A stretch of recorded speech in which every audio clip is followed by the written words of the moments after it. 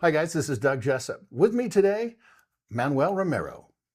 So, Manuel, you and I met earlier, and when we talk about heroes, there aren't one or two in your family. You actually have a wall of honor that is in your family. You want to tell people what that's about? Sure. So the Wall of Honor are 17 individuals from our family who served in the military beginning in 1944 all the way to almost the present. Wow. And they've some have served in combat, others just around the world, others here, and many of those, or three of those individuals, several of those individuals, they actually came out and they really benefited from their service through the GI Bill, for Oh, yeah. example. Yeah. And myself, I was able to not only buy a house, but acquire my education through the GI Bill. Wow. And so it has been a great benefit. But I think this also shows just and demonstrates the, I want to call it patriotism Hmm. of our family that goes back before the United States was the United States. Ah, really? Okay. Now you piqued my interest. So tell Okay. me, okay. So, I mean, it doesn't take rocket science to figure out that Romero is probably Spanish, Hispanic. So where does your family come from? Well, it's complex, Of course, it always is. but it's inspiring. Okay. So, for records indicate that this individual came to the Americas from Spain in about 1568, 68, 70. His name was Juan Holguin, okay? And he came to the Americas, to Mexico, for looking for a new beginning, if you will. And a few years later, he met this Aztec princess, Whoa. who is my 10th grandmother.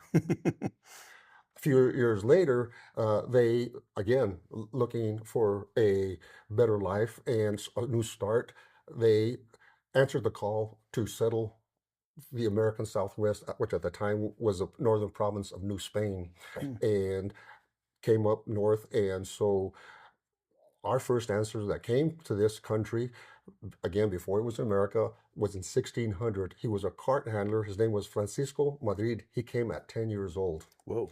And his grandson, Roque Madrid, is a very interesting character in this story. He was, you might say, the Daniel Boone, Okay. okay, of our family. He was a diplomat. He spoke a few languages. Helped with sign many treaties with the Pueblos and the Utes and the Navajos, and I'm talking early 1700s. So he's the guy that basically kind of started this whole military serving You might tradition. say that, yes. You might say Wow. this military service, yeah, started with him. Wow, that is cool. So let's talk about your service. Correct. I am guessing that you are of the Vietnam era.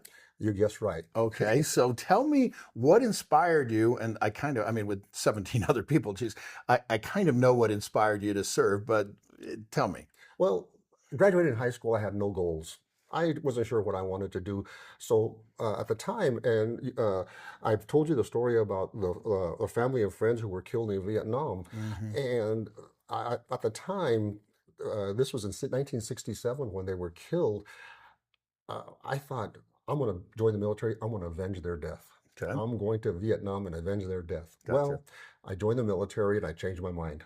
Well, Okay, I was kind of uh, I was more anti-war at the time, and but decided that, I want to do my service, and so I went into military, and it was interesting because it was in the military that really became more politically conscious about what oh, was going on around the world. Partly because I was serving in South Korea, we had access to news that we generally didn't get in the United States, yeah, so that was that helped shape me, if you will. oh yeah. Well, was that the first time that you had been out of the country?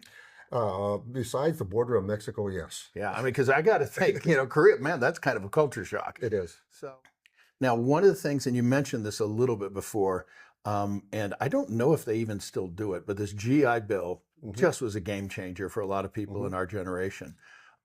So, how many people had gone to college in your family before you? None. I was Wow. the first in my family to go to college. Again, thanks to the GI Bill. It was not something that I sought out. It was again. I'm in the generation during the civil rights movement. I'm becoming more conscious, and uh, it sparked an interest in me that I wanted to know more. So I decided to sign up with the GI Bill and go to college, and then here I am.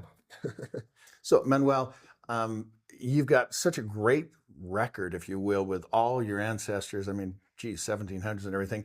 And so, surprise, surprise, you wrote a book. Okay. Okay. And I got to think that there's some of that military service in this book. So, is there? And if so, tell me what's in there. Well, yes, there's my military service, but it's also some of the military service and experiences that my brothers had. Ah, One in particular is my oldest brother. His name was Jose Melisendro. He joined the military in 1944. Second World War is still going on, correct? They sent him to the Pacific. His ship was on its way on early August, on its way from Saipan to fight on the Japanese island. whoa, Uh, While his ship was on its way, they dropped the atom bomb. whoa. His ship turned around. Yeah, close That, call. yes, and I think about that all the time, how that would have just changed everything in our family and his family, obviously. So, but that's one of the stories I talk about in the book, and there are other stories about my brothers who served in, but his, I think, was perhaps one of the more interesting ones. So, Manuel, thanks for you sitting down and chatting about your military service and, of course, the book. So, how do people get the book? They can get the book and learn about what's going on, read reviews about the book at miamerica2020.com. With another Hero Salute story and Manuel Romero, I'm Doug Jessup. We'll be right back.